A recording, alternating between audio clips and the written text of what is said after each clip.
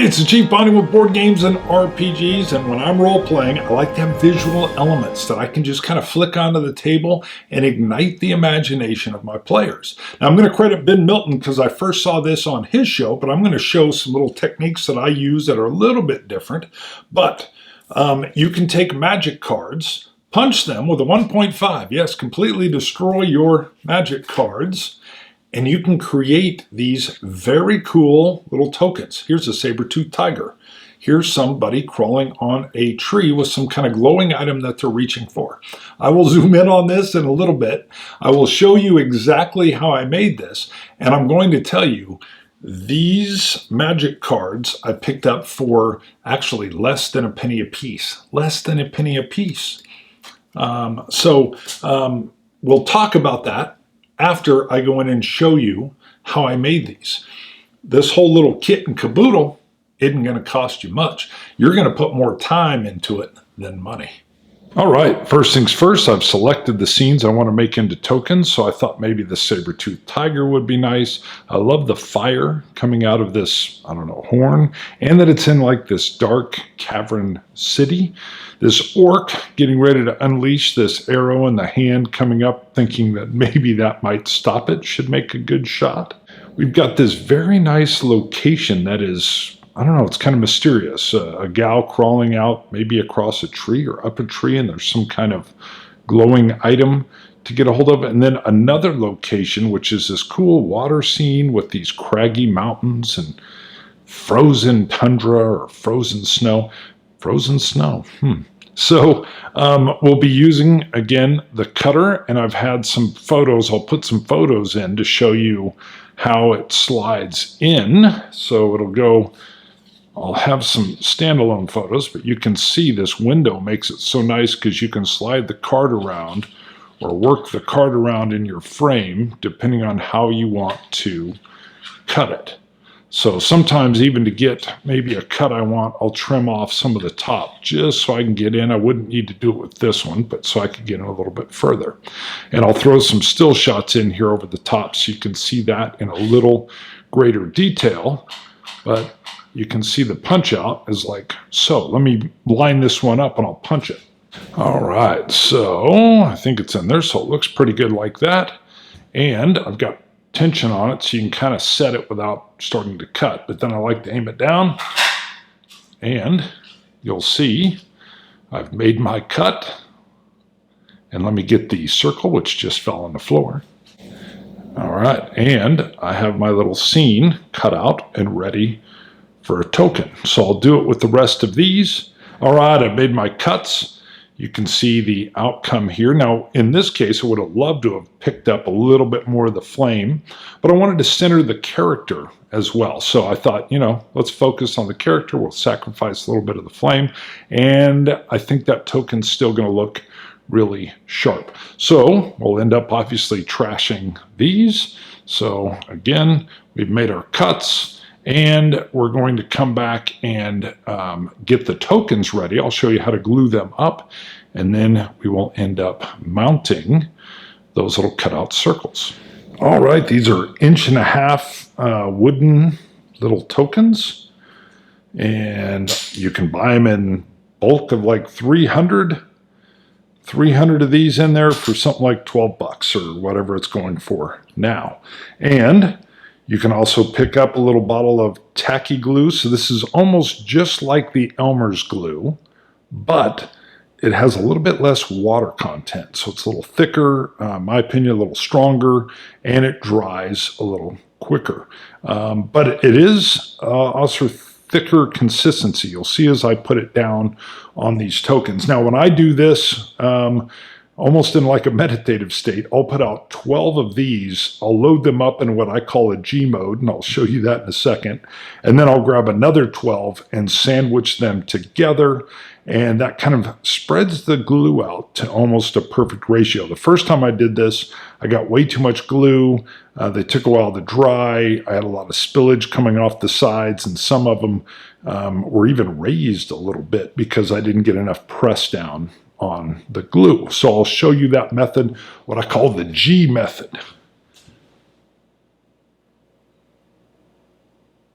loosely making a G.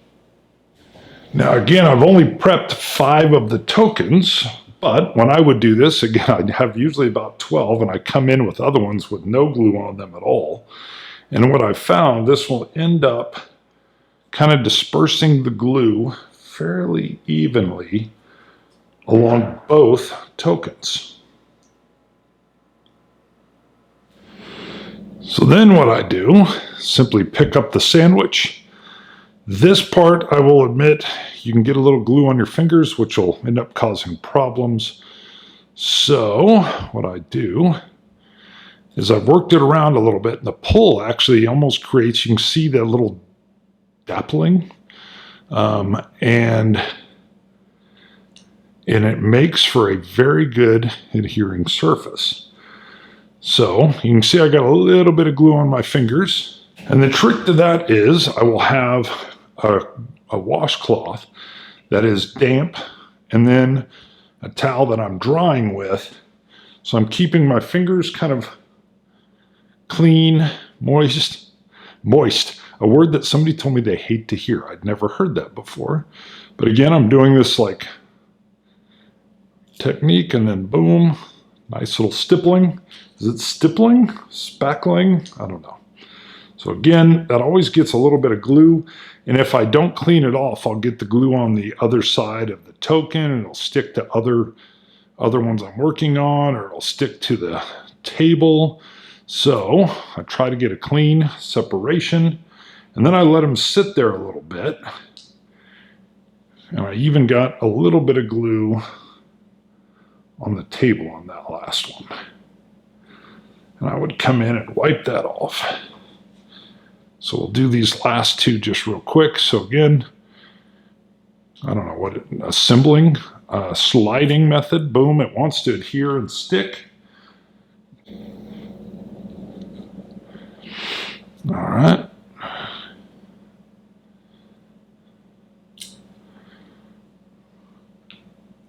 I got some on the back of that one. All right, and now I'm going to show you, I'll put on the tokens, the little cutouts. All right, so I've gotten a little bit messy with the glue, but that's all right. And these are going to, I'm just going to randomly kind of drop them on, and you're going to see another technique I use. Do I have all? Hold on. There we go. I knew I missed one. So we're just going to try to drop them clean on top. No big deal. I just don't want to get a lot of glue all over the front side, but the magic cards are so well made that they can clean off with just, again, this damp washcloth. So they're here, but now I like to, with that amount of glue, it's not a perfect uniform on that token. So I'll come in and I'll give them a little bit of a twist. And what this does is, with even pressure, 1, I'm squeezing out some of the excess glue. 2, the twist is really coating the entire card, so that if I didn't fully get the glue spread around, which I almost never do, I think I got a little bit of glue on my finger there. I'll clean that off in a bit. That this twist, got a little glue on me, and this twist just evenly spreads and makes for better adherence for the finished product. And that has proven to be about the right amount of glue, roughly. So, but now I usually will come up, take a look. I'm going to make sure I'm centered. If I've got some glue spillage on the sides, which I do here, I'll come in, and again with that damp washcloth, I'll just kind of clean the edges a little bit. Clean my fingers so I don't get the glue all over the art. And then I'll come down. I think I got it clean. Yep, sometimes I'll get it on there. Again, make sure my fingers are clean, because I'll end up stacking these. But now I'm going to give it some firm pressure. This will sometimes squeeze out a little extra glue. Then I recheck the positioning, and I got it off a little bit. So I'm going to and at this point, your fingers just kind of bring it right back online, and you can eyeball it. And then I'll set it upside down. let the weight of the token kind of keep that glue on there. I'll clean my fingers again, and we'll come in, we'll take a look. Yep, right here you can see I got a little bit of spillage. So again, I'll come in, damp cloth, just kind of give it a wipe. Tends to push some of that glue back into some of the edges a little bit too. And then again, give it a little firm push, pressing down on the table. And then by taking a look at it, I can see if I've misaligned it in some way.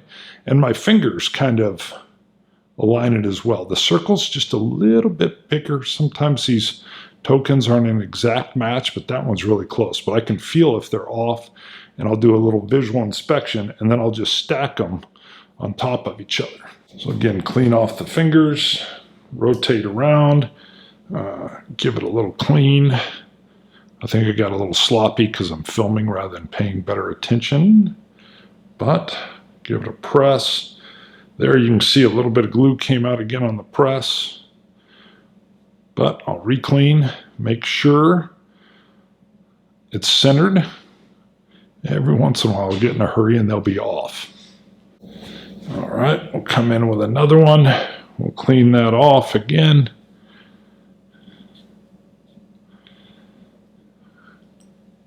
Go with the press.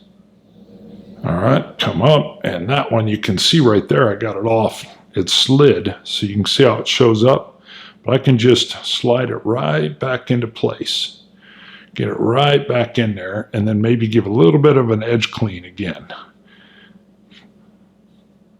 And then sometimes, see if it'll show up. You can check with the glare and see if you've smudged any glue on the art. I don't like it drying on there, although it dries clear, but the problem is it'll stick to the token if I get it on there. And if I do, I don't in this case, again, these magic cards are so good. You can come in, wipe it, and then come in with, you come in with the towel, and the towel, I just get it nice and dry, and you're good. We'll do this last one. So again, this one we can see there's a little bit of spillage here, and I think I got a little bit of glue on the back of this token as well. So I come in, I've wiped off the excess off the rear there, and we'll give the edge a little clean. Everything looks lined up. I can tell I got a little bit on my finger, so I'm not going to touch the art, but it looks like it's clear there. And I'll set it on top. Now I pre-made 5 other ones just because the way I do the glue. And then I grab a weight. And I'm going to show you this real quick. All right, so I've got my 2 sets of tokens. And then I want to put a little bit of weight on them. This is probably more than I need, but I find it presses them real nice.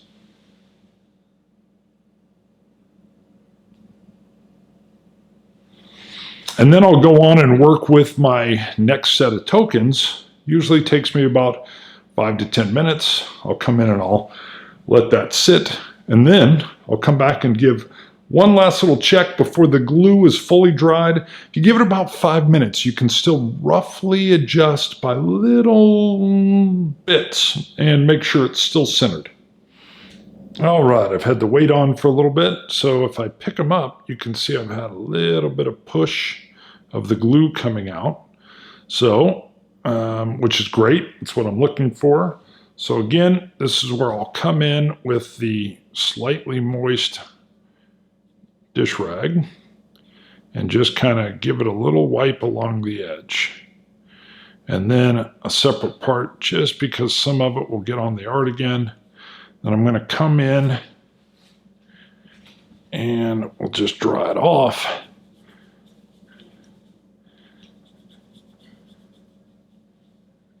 Check it, make sure I don't have any spillage and that everything's still lined up. Like I said, at this point, after about 5 minutes, sometimes I'll knock the art off a little bit, but you can still adjust it. But you can tell it's starting to adhere. I'm going to go ahead and do the rest of these, but for you, I won't do them on screen. All right, here's our finished product. So I'll take some zoomed in photos as well, but just so you can see, we've got that. And I'll add in, like I said, some photos probably up in the corner here, just so you can see the detail a little bit better. But you can see how nice these are. And the way I use it is I can drop it in on like a terrain tile that I've got out. And maybe this is where we had a run-in with an orc. Or I can hand out and say, this is, you know, the orc we're up against. Or I've even drawn, you know, I'll say we're going to have an animal encounter. And I'll just blindly draw an animal token out of my animal bag. And boom, this is what the group, the party, is going to be dealing with, a little saber-toothed tiger. So you've seen the cutting out, the selecting of the photos.